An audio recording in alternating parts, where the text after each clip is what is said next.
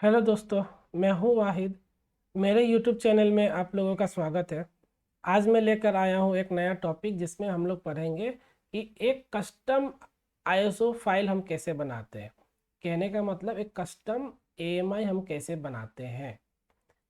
तो चलिए बिना समय वेस्ट किए शुरू करते हैं और ले चलते हैं आपको एडब्ल्यूएस कंसोल में और वहाँ पे दिखाते हैं कि कैसे हम लोग क्रिएट करते हैं। तो यहाँ पे आप देखिए एक वीएम मैंने बना के रखा हुआ है। ठीक है, ये वीएम बना हुआ है VM1 के नाम से। मैं चाहता हूँ आपको, मान लेते हैं आपके कंपनी में आप काम कर रहे हो, वहाँ पे AWS पे आप काम कर रहे हो। आपको ऐसा काम मिला कि आपने इस VM पे कुछ काम करना चाहते हो। ठीक है, आप इसको सेलेक्ट किए, कनेक्ट किए और इसको कनेक्ट कर लिए। ठीक है, अब आप इस पे मान लेते हैं, कनेक्ट होने दीजिए फिर मैं बताता हूँ।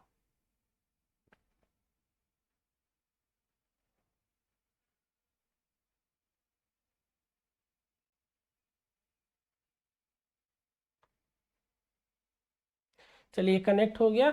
अब मान लेते हैं आप कुछ काम किए, मान लेते हैं आप पहले यूज़र पे चले गए, रूट यूज़र पे आप इंस्टॉल किए, यम इंस्टॉल एनजिनिक्स आप किए। ठीक है, ये आप लिनक्स पे काम करो या विंडोज़ पे, आप जिस पे भी काम करो। ठीक है, ये सब पे वो चीज़ एक्सेप्टेबल है, उस सब पे लागू होता है।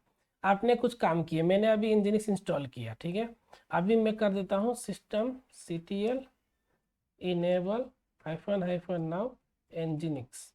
ये सब चीज़ मैंने आप लोग को बता दिया है। ठीक है, अब पब्लिक आईपी से कॉपी करते हैं, कॉपी करके अब इसको चेक करते हैं एनजिनिक्स दिख रहा है क्या। तो एनजिनिक्स नहीं दिख रहा है, उसका कारण है कि हम लोग ने यहाँ पे सिक्योरिटी ग्रुप में पोर्ट नंबर 80 हम लोग ने इनेबल नहीं किया, इसीलिए हम लोग को नहीं दिख रहा है। तो सिक्योरिटी ग्रुप में जाइएगा, यहाँ पर देखिए केवल SSH है, तो इनबाउंड रूट एडिट करिएगा। इसका हम लोग नेक्स्ट टॉपिक हम लोग का वही है, सिक्योरिटी ग्रुप के बारे में, तो हम लोग पढ़ेंगे। ठीक है, यहाँ पे HTTP पोर्ट 80 पे हमारा काम करता है, एनीवेयर ले लीजिएगा, सेव रूल कर दीजिएगा। अब इसको रिफ्रेश करके देखिए तो इंजीनियर्स दिख जाएगा आपको।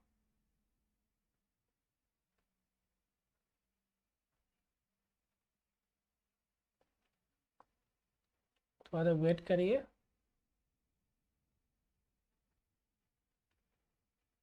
रिफ्रेश होने में टाइम ले रहा है। वापस से कॉपी करते हैं, नए टैब में ओपन करते हैं।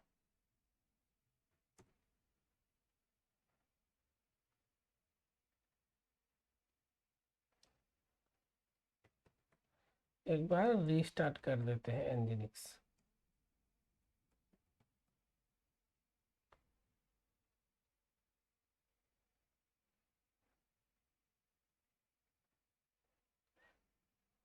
पोर्ट 80 तो इनेबल हो गया, HTTP पोर्ट 8000, ठीक है।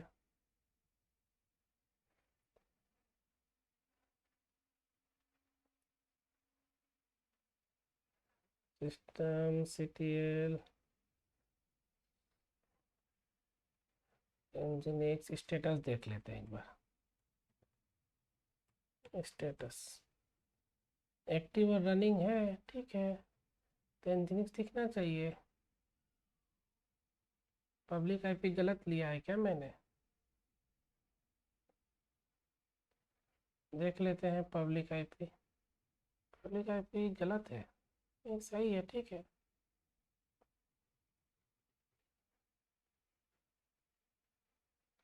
एनजिनिक्स दिखना चाहिए। ओ, देखिए एनजिनिक्स अब आपको दिख गया। ठीक है, थोड़ा टाइम लगता है लेकिन वो हो जाता है, सिक्योरिटी ग्रुप एडिट करने पे हो जाता है, थोड़ा सा टाइम लेता है।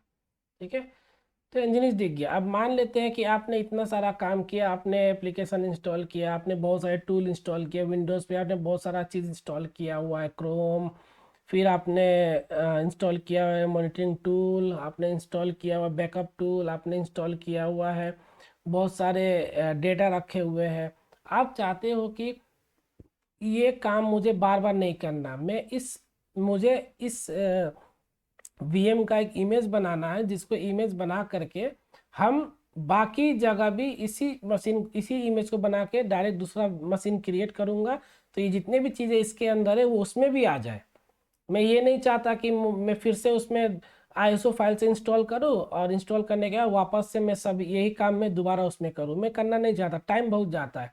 तो टाइम बचाने के लिए आप पहले एक मशीन में पूरा काम कर लो, जो आपको इंस्टॉल करना है, जो भी चाहिए आपको सब कर लो। करने के बाद आप उसका एक इमेज बना लो। कहने का मतलब ये वीएम है, इस वीएम में मैंने काम किया बहुत कुछ करने के बाद अब मैं चाहता हूँ, मेरे दोस्त ने बोला भाई इसका इमेज देना मेरे को, मैं भी बनाता हूँ और मेरा इंजीनियर्स डायरेक्ट इंस्टॉल मुझे दिख जाएगा, मुझे इंजीनियर्स इंस्टॉल करने की ज़रूरत नहीं पड़ेगी। तो आप इसको सेलेक्ट कर लो, सेलेक्ट करके एक्शन पे जाओ और यहाँ इंस्टेंस सेटिंग पे जाओ। इंस्टेंस सेटिंग पे नहीं, आप जाओ इमेज एंड टेम्पलेट पे, ठीक है। इमेज एंड टेम्पलेट पे जाओ और क्रिएट इमेज पे क्लिक करो, ठीक है। यहाँ इमेज का नाम दे दो माई इमेज, कुछ भी नाम दे दो आप, ठीक है। उसके बाद यहाँ पे स्टोरेज आप बढ़ाना चाहो तो बढ़ा सकते हो, ठीक है। डिलीट ऑन टर्मिनेशन आप इनेबल है, आप डिसेबल कर सकते हो। कहने का मतलब जब वीएम डिलीट करें तो ये स्टोरेज जो है वो भी डिलीट हो जाए। आप चाहते हो ना हो तो आप डिसेबल कर सकते हो, और करना चाहते हो चेक मार्क करने दो, ठीक है। अब सब चीज़ सेम रखो और क्रिएट इमेज कर दो। तो ये क्या करेगा, ये बैकएंड में इस वीएम का इमेज बना देगा, मतलब एक आईएसओ फाइल क्रिएट कर देगा। वो इमेज कहाँ दिखेगा, तो एएमआई पे क्लिक करो और एएमआई पे क्लिक करने के बाद आप यहाँ पे अभी पब्लिक वाला है, ठीक है।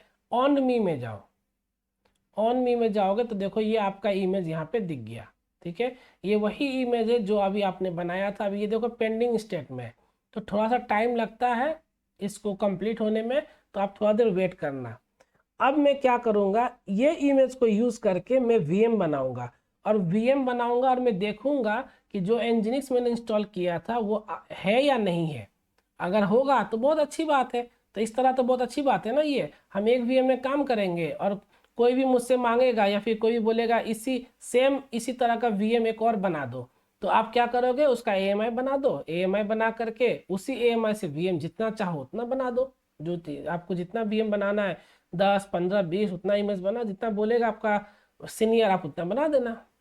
आपको मेहनत एक बार करना है, बार बार नहीं, ठीक है। रिफ्रेश करना, अभी पेंडिंग है, अभी इमेज बन रहा है, ठीक है। तो आप यहाँ पे देख सकते हो एएमआई आईडी कौन सा है, ठीक है। अकाउंट आईडी क्या है मैंने बता दिया है आप लोगों को, ठीक है।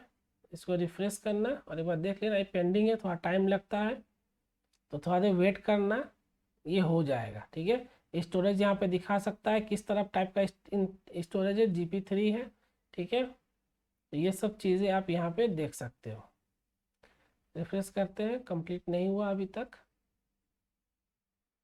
पूरा पेज को रिफ्रेश करते हूँ एक बार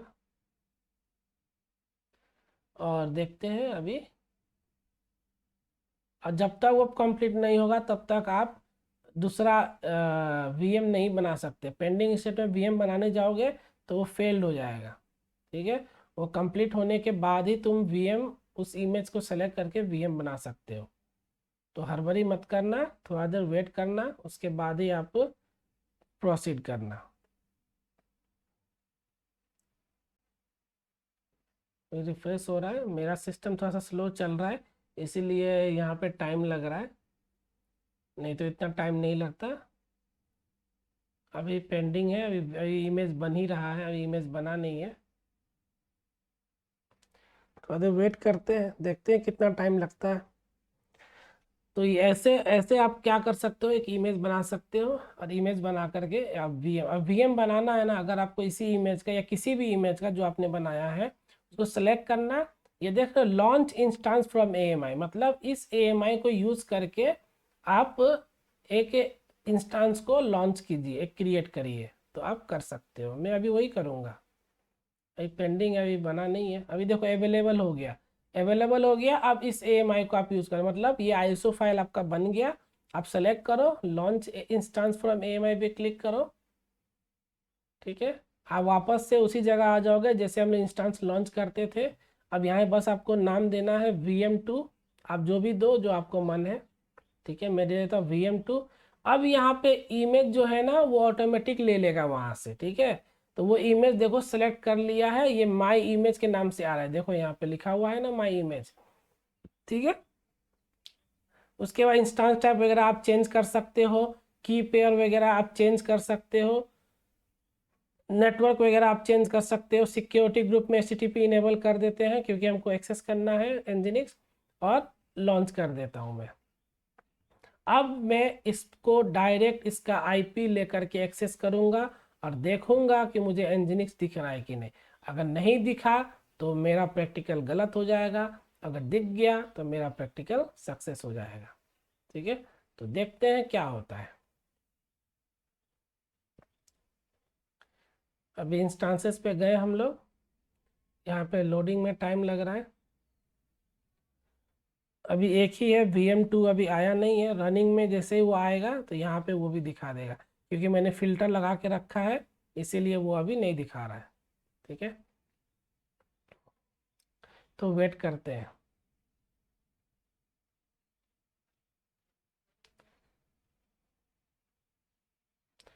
अभी आप देखना वो VM2, देखो VM2 आ गया ना, VM2 आ गया।